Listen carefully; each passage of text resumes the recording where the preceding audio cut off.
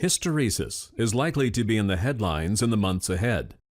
While it sounds like a terrible ailment, it's fortunately nothing to get hysterical about.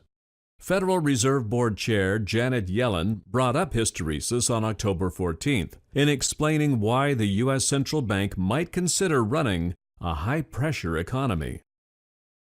Normally, the Federal Reserve steers the economy like a big ship, applying stimuli or raising interest rates at glacial speed.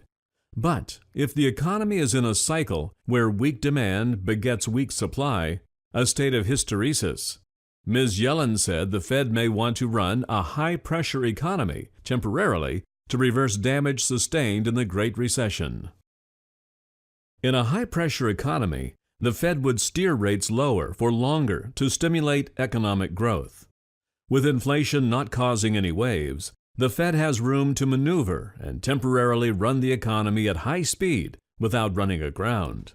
The idea would be to repair damage sustained during the Great Recession. At the Federal Reserve Bank of Boston's 60th Annual Economic Conference on October 14th, the first woman to chair the Fed began her remarks humbly by acknowledging extreme economic events have often challenged existing views of how the economy works and exposed shortcomings in the collective knowledge of economists.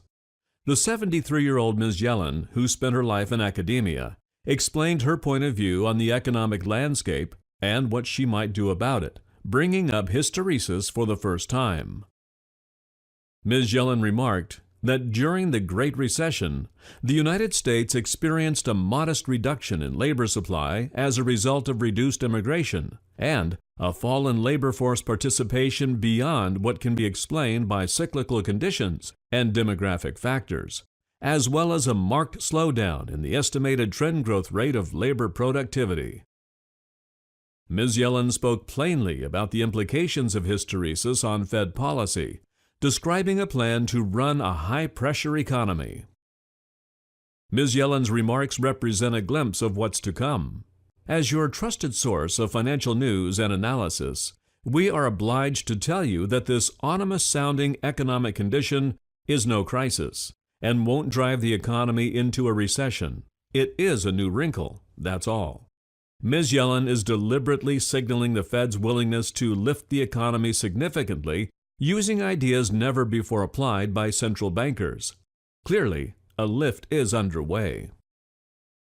Gross domestic product grew at a 2.9% annual rate in the third quarter of 2016. That's strong, and it's driven by very positive reports for months about consumer balance sheets, income, and spending. Consumers drive 69% of U.S. growth. Stock prices remain near an all-time high.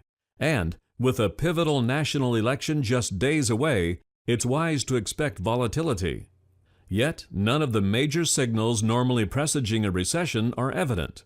In fact, hysteresis may make the Fed run a high-pressure economy and accelerate the pace of growth.